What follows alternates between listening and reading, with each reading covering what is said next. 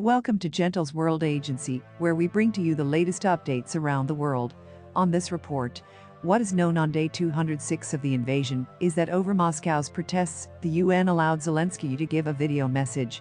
According to Ukraine, 99% of the bodies exhumed at the Izium site showed symptoms of brutal death.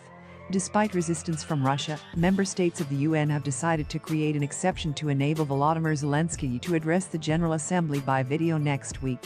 Emmanuel Macron, in the meantime, also denounced the atrocities that were committed in Izium. In order to address Ukraine's critical security and defense needs, the U.S. Department of Defense has announced it will provide an additional $600 million in military aid. Before we continue with this report, please subscribe to this channel and click on the notification bell to be notified when next we drop a new video. What we know on day 206 of the invasion and to permit Zelensky video address despite Moscow's objections. 99% of bodies exhumed from Izium site had signs of violent death, says Ukraine. United Nations member states have voted to make an exception to allow Volodymyr Zelenskiy to address next week's General Assembly by video, despite Russian opposition.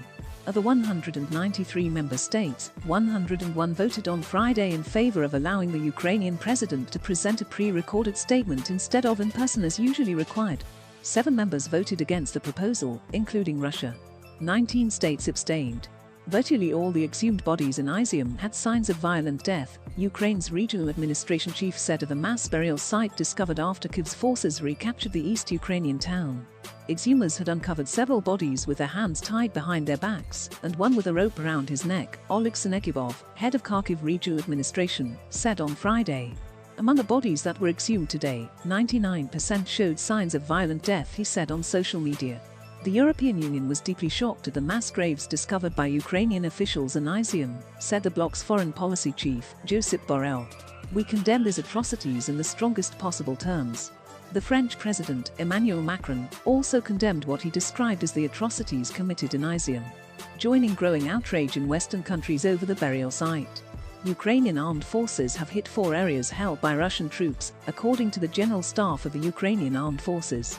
The military also targeted an unloading station, it said, in turn preventing Russian forces from deploying additional reserves. Russia has accused Ukraine of carrying out targeted strikes in the cities of Kherson and Luhansk against top local officials who have been collaborating with Moscow.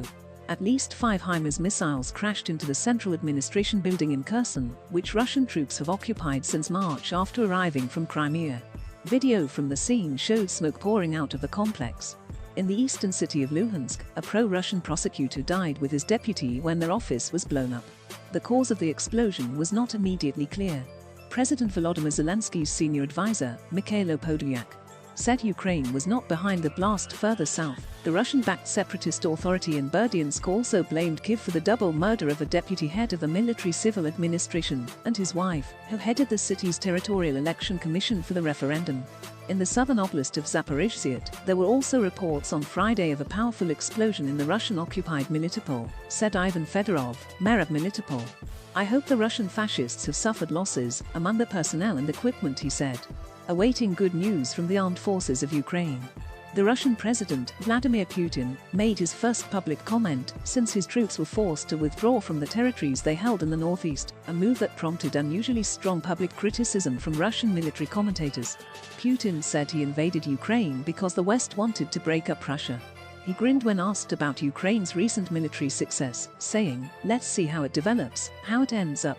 Putin said nothing had changed with the ultimate goal of Moscow's special military operation in Ukraine, which was to capture. The United States Department of Defense has announced it is providing an additional $600 million in military assistance to Ukraine to meet the country's critical security and defense needs. In total, the Biden administration has committed about $15.8 billion in security aid to Ukraine. $15.1 billion since the beginning of Russia's invasion in February. Switzerland, on Friday, aligned itself with the European Union in suspending a 2009 agreement easing rules for Russian citizens to enter the country. The suspension of the agreement does not mean a general visa freeze for Russians, but rather they will need to use the ordinary visa procedure to enter Switzerland, the country's federal council said in a statement. The EU took a similar step earlier, suspending a visa facilitation deal with Russia, but stopping short of a wider visa ban, in response to Moscow's invasion of Ukraine. Thanks for staying with us. Please support us with your likes, comments and also share this video.